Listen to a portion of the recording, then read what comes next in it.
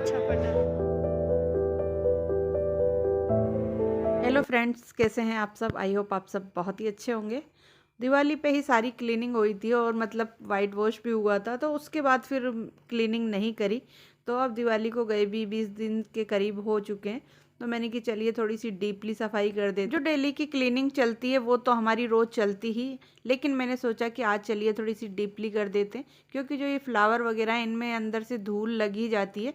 तो main door के सामने जो प्लांटर वगैरह लगे हुए हैं, तो मैंने कि चलिए आज उनको भी मतलब एक आध उसके में पत्ते वगैरह भी पीले हो गए हैं, तो उन्हें भी कट कर देते हैं और थोड़ी सी यहाँ पर सफाई भी कर देते हैं। पेड़ों को रखना और पेड़ों को संभालना बहुत ही मुश्किल काम होता है, क्योंकि उनका जैसे छोटे बच्चों का ध्यान रखा जाता है ना, इस तरह से हर पेड़ का एक एक पत्ते का ध्यान रखना पड़ता है। और कुछ पेड़ तो ऐसे हैं कि मतलब पानी से धोएं तो साफ़ हो जाते हैं, लेकिन कुछ को थोड़ा सा कपड़े वगैरह से पोंछना पड़ते हैं उसके पत्तों को, तो ही वो जाकर साफ़ होते हैं। तो जैसे ये आप सामने पेड़ देख रहे हैं, इसके जो एक एक पत्ते हैं ना, इनमें मतलब लंबी लंबी धारियाँ सी हैं। तो इसलिए मैंने उसको अच्छी तरह से मतलब कपड़े से साफ़ कराए, ताकि उसमें जो धूल वगैरह है तो वो अच्छी तरह से निकल जाए। क्योंकि जब हम पानी से ऊपर से इसे वॉश करते हैं ना, तो इसमें फिर पानी के दाग लग जाते हैं, तो फिर वो अच्छे नहीं लगते। और ये वाला जो प्लांटर है, इसमें मैंने सारे जो पत्ते थे येलो येलो मैंने सारे कट कर दिए। और इसमें पहले बेल भी चल रही थी, तो वो बेल को मैंने कट कर दिया था और इसको एक अच्छा सा मतलब लुक दे दिया था।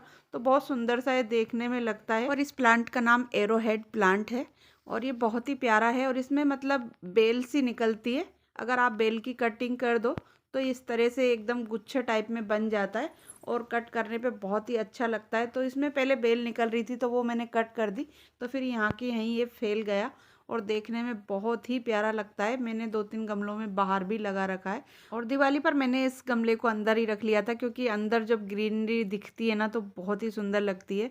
तो बस यहाँ की सफाई मेरी अब पूरी फिनिश होने ही वाली है।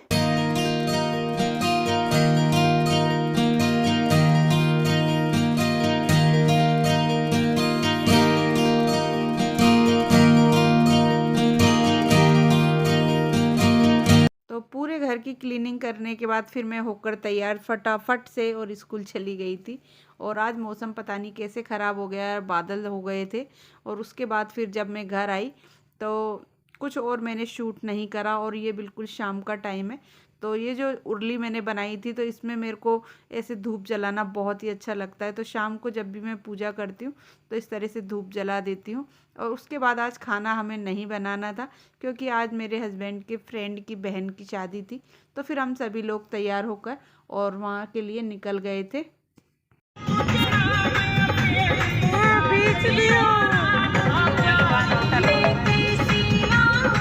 आज का मतलब इतना तगड़ा जो साया कहते हैं ना वो था।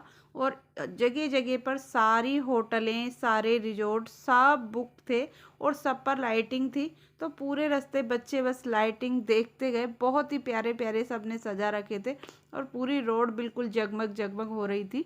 तो हम होटल में यहाँ पर पहुँच चुके हैं और यहाँ पर फिर हम सभी लोगों ने डिनर करा और उसके बाद फिर हमने कराई कुछ फ़ोटो शूट।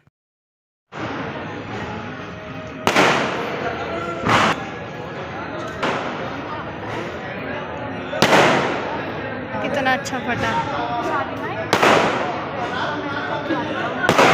कृष्णा कहाँ गया? ओ पापा के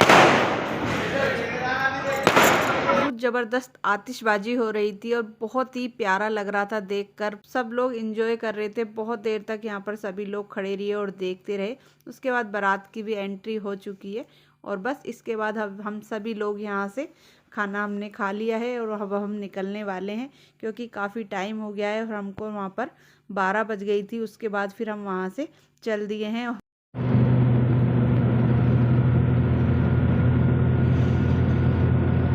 जब हम आ रहे थे ना, तो रास्ते में हमको मतलब रोड इतनी भरी हुई मिल रही थी ना, मतलब फुल रश था रोड पर, क्योंकि इतनी ज़्यादा शादियां थी। तो सभी लोग ऐसा लग रहा था कि शादियों में ही जा रहे हैं या शादियों में से आ रहे हैं।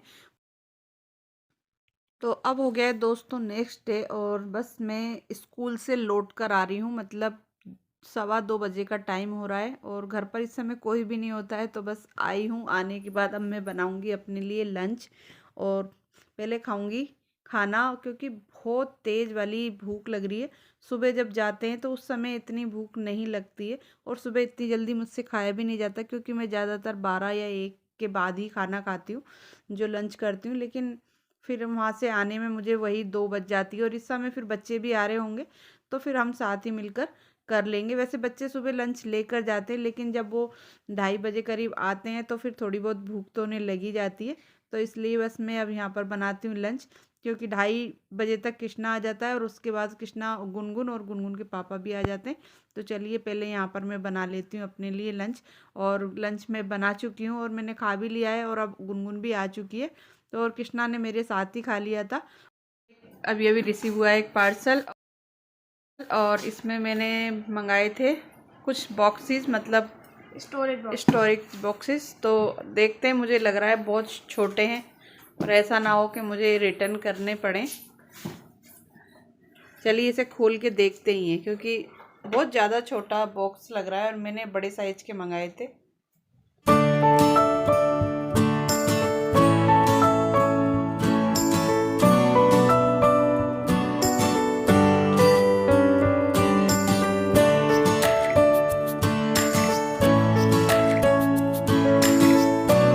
ये काफ़ी छोटे लग रहे हैं मुझे देखने में, और मैंने तो मतलब ये डबल का इतने बड़े बड़े मंगाए थे।